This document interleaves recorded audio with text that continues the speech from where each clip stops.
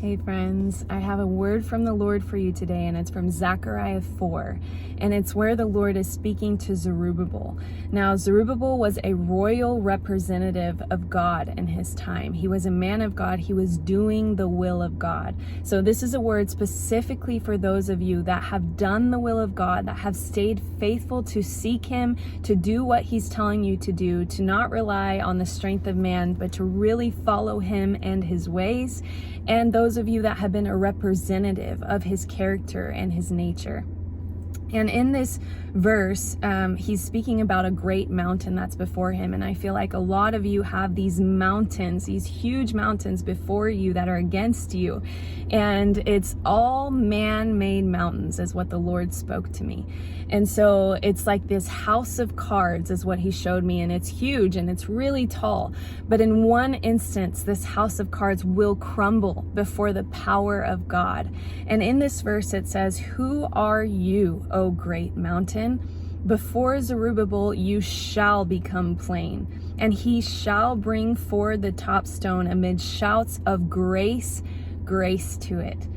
So I want to encourage you, in Isaiah 54, it says, "No weapon formed against you shall prosper." So those that are using these man-made weapons and building these mountains before you, whether it's through accusation or manipulation or deceit or trickery or bribery, all of the ways of the world, if this is coming against you, then it says no weapon formed by man will prosper. And the power in shouting to this mountain is not in shouting whatever your will is or whatever you're wanting to happen. It's in shouting what God has spoken to you and shown you, what you know that his will is. It's in partnering with him in that. And I want to tell you guys what shout means in this scripture. It means to sound the battle cry, to sound the sound of war. A shout that destroys and produces breakthrough. So this is basically like shouting to this man-made mountain, that enemy, I'm coming for you. And I want to also highlight in this verse that it says, shout grace, grace. So it doesn't say just shout once. And I really believe that's on purpose. There is anointed, appointed times of victory in the Lord. Sometimes his timing is not our own. His ways are not our ways. So because of that, we can get discouraged and we can see this assault from the enemy. We can see this attempt of man against us, and we can get discouraged and think, well, God, but you promised. Why does it look like this? Why does it seem like the enemy's advancing or winning? But it's because God has an appointed time to give you victory. Just like when they marched around the walls of Jericho, there was a appointed time that those walls were going to come crumbling down. So continue to march, continue to shout the will of the Lord. And I also want to highlight that it says grace. That is not a coincidence. I feel like a lot of you are just having attacks of shame from the enemy, where it's like, man, I got myself in this situation, or I made a mistake, or I'm here because of myself. How can God redeem this?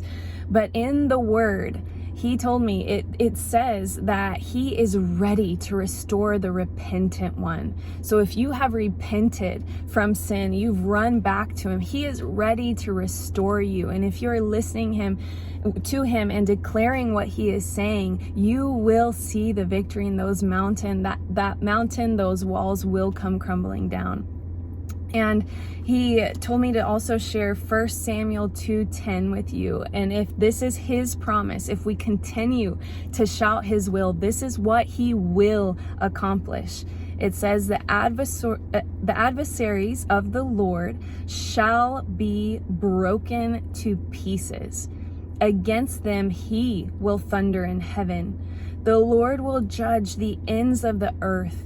He will give strength to his king and exalt the horn of his anointed.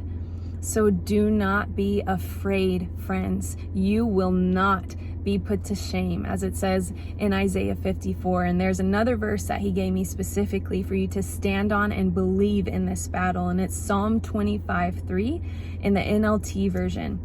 It says, "No one who trusts in you will ever be disgraced. But disgrace comes to those who try to deceive others." This is so powerful, and I felt like I was supposed to share another translation with you. It's in the AMP, and it's Psalm 25:3. It says, "Indeed, none of those who expectantly wait for you will ever be put to shame. Those who turn away from what is right and deal treacherously without cause will be ashamed, humiliated, and embarrassed."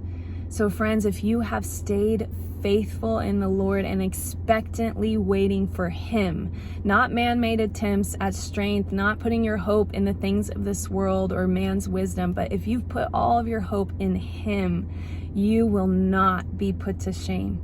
Continue to shout and decree the will of the Lord, and He will give you the victory. You are going to see those mountains crumble. All of the man-made plans, they will fall just like the walls of Jericho.